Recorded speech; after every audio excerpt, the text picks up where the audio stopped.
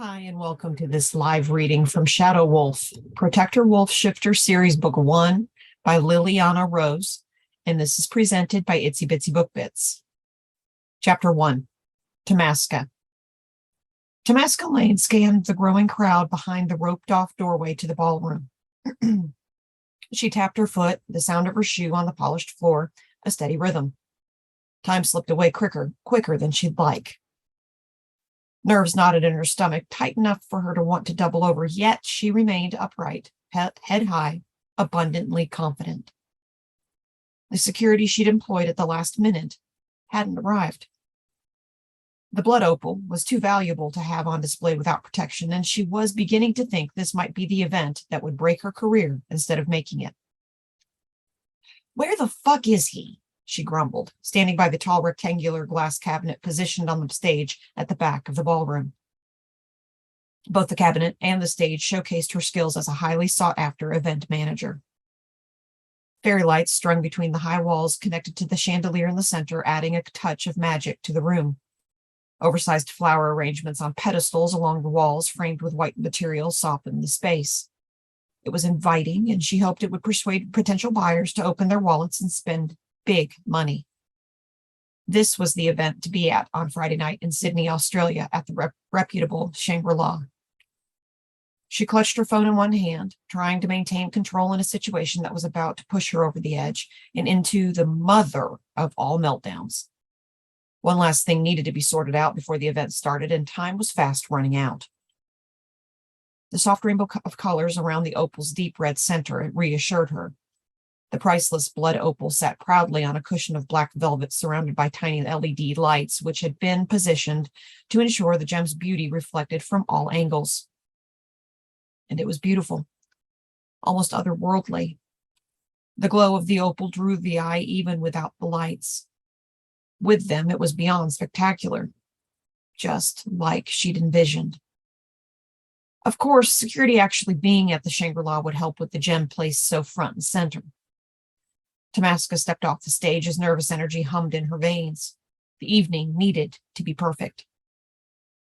Through the far window, she caught sight of the Sydney Harbor Bridge that lit up as the sky darkened. In the window's reflection, she returned a strand of wayward brown hair to the long, straight ponytail that fell down her back, perfectly aligned. She took in the rest of herself, the gym-toned body, emphasized by leather pants and a loose see-through shirt that covered the scars on her arms and legs and gave her a chickness. A boldness, an edge. She could blend or stand out depending on her mood and needs. They gave her a confident edge that she fast wasn't feeling. Tonight's reveal was the biggest in the company's history, with the exclusive blood opal going up for sale. As the event manager for Oz Opals, responsibility for the event fell entirely on her. Even though she had 5 team members to help, including her assistant Corey, she needed to push harder than usual to ensure Oz Opals received the best price for this rare treasure. So, no pressure. She kept her face smooth and emotionless. Her boss, Carlene, would be watching. Carlene, ready to scrutinize every detail of the night. Carlene, ready to pick every tiny move apart. The boss from hell had given her enough motivation to start her own event management firm. Soon, her reputation would have clients lining up to book her, which was why tonight had to be perfect in every way. At least Carlene wasn't there yet. That was a small miracle, because no way Tamaska could explain why there was no security protecting the gem. Acid rose up from her stomach, and she swallowed hard. If the security guard couldn't show up on time, how could he be qualified to guard the gem? "You have to let me in," a male voice shouted from the entrance doors towards the front of the cavernous room. A tall, broad-shouldered man in a suit pushed his way past the crowd, ignoring their dark stares. What the fuck is going on now? She was used to event management problems. She was also used to clients demanding special treatment, but there would be none of that tonight. She needed to remain impartial, especially in front of the gathering crowd. Her heels clicked on the smooth ballroom floor as she marched over to the commotion at the entrance. This wouldn't be a good first impression for potential buyers. Everyone coming tonight had been strictly vetted before the invites went out. All their names were written on the list at the door, no exceptions, no special allowances. "You're not on the list, sir." Corey said, standing at the entrance, trying to block the muscular man from entering. Under no circumstances would he let anyone inside unless they were on the guest list. A guest list was the most basic form of security they needed to protect the blood opal. I'm the bloody security, the man snapped. Is he the security guard? Tamaska had to admit that the man standing with a sharp suit, crisp tie, and waxed hair was everything she'd hoped for in a guard from shadow protection. He was also hot, tall, well-built, with a chiseled face and dark eyes, not to mention his mouth, wide and sensuous. Yeah, he was definitely hot. Her pulse increased, fluttering before she could get control of herself. The man radiated heat and strength, not just from the muscles. No, this came from a deeper place within, one that whispered power. What's going on here? She asked. The two men faced off much more fiercely than necessary, considering the only thing at stake was simple access to the event. They looked like they might tear each other apart. Although Corey was slight in build, a scary side radiated from him as he stood his ground. I'm Kodiak Day, your security for the evening. The man returned to her, and his dark eyes locked with hers, flickering with a hint of gold. Her pulse leaped, and she tried to calm her breathing. There was something like steel in those dark depths. He looked like someone who meant business, a man who could more than take care of things. The man, Kodiak, stepped a little closer, and that connection reached down into her. He could calm or destroy. He had the kind of power that could command anyone or anything. Sexual energy hummed around them, and she inexplicably wanted to touch him. As he looked at her, she went still. His eyes reflected darkness, a deep well full of secrets and promises, wildness and calming seas. If she closed that gap, he could transport her. Or, he said softly, those low, rich tones rippling over her skin, do you want me to go? That connection deepened. He knew exactly the effect he had on her. That made him dangerous. Tamaska snapped out of her trance. She'd slipped into another world just by looking into his eyes. He was so damned hot, but she didn't fuck the hired help, not even for a one-night stand, especially not during an upscale market event. She eyed him with as much animosity as she could muster, and his mouth curved so slightly she might have imagined it. You're late, she snapped, reconnecting sharply to her confidence. I'm not. I'm right on time. She resisted the urge to check her phone. You're not. That almost smile turned mocking. I am. He might not be late, but there wasn't time to explain why she'd expected him to be early. She had expectations that went beyond the event that were proving hard to rein in.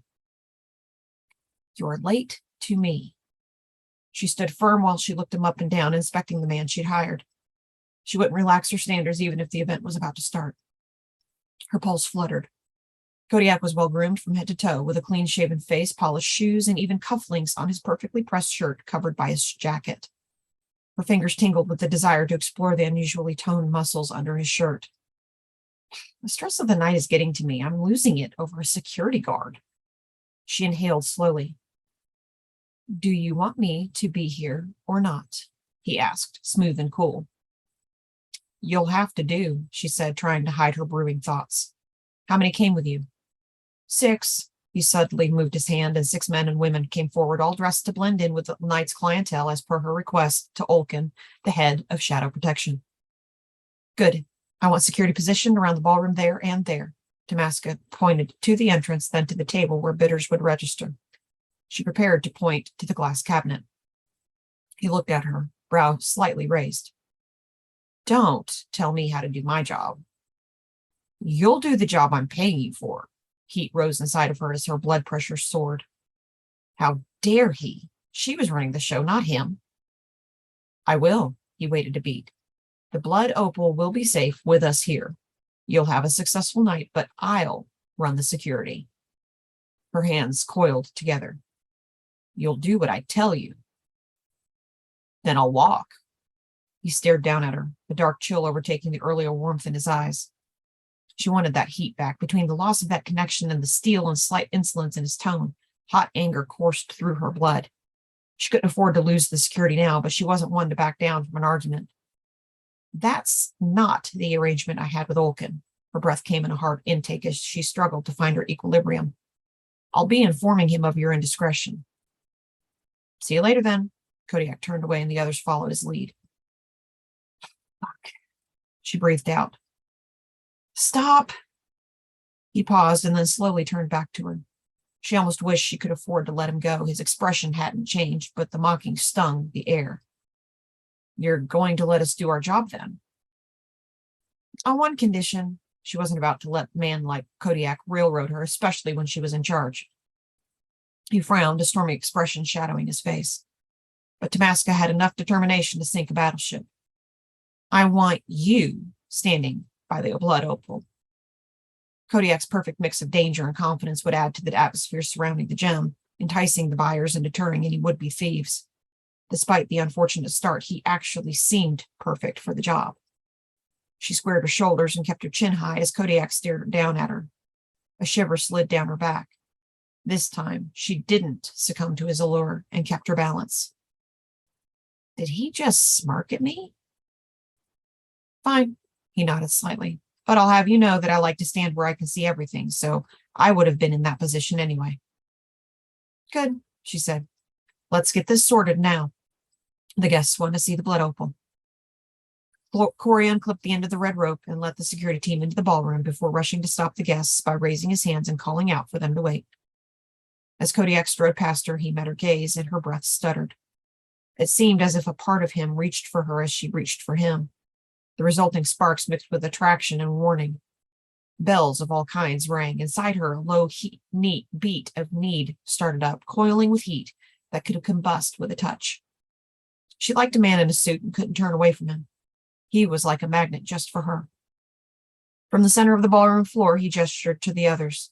They silently moved in 6 different directions, leaving Kodiak alone to stand by the blood opal cabinet. He turned sharply, his expression daring her to fault his actions. She couldn't deny the thrill coursing through her.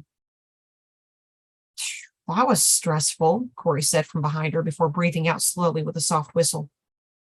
Oddly, she wanted to know more about Kodiak, even though he dared to question her.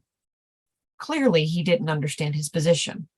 She admired how efficiently Kodiak set up his security team, even though they had only been hired a few hours ago. Do you still think they were the right choice, Corey? She asked, full of mixed emotions. I do. They came highly recommended. I hope so. She kept her eyes fixed on Kodiak, wishing for more of that intensity. Did he bring that with him everywhere he went, or was it aimed at her? Where exactly could that intensity lead her? Nowhere good, that's for fucking sure. I'll not have anyone ruin this night, not even an overconfident security guard, she said under her breath. Her entire being trembled with conflicting emotions. We've planned for success, Corey said. It'll happen. Make sure you stick to the plan, she said. I won't tolerate even the slightest deviation from our program. He nodded, opened his iPad cover, and started to register the first guests in line. Finally, the event was getting underway. Tamaska had spent hours planning the perfect night, and this wasn't the ideal start. Her gut twisted with doubt, warning her that instead of a huge success, the event could turn into her worst nightmare.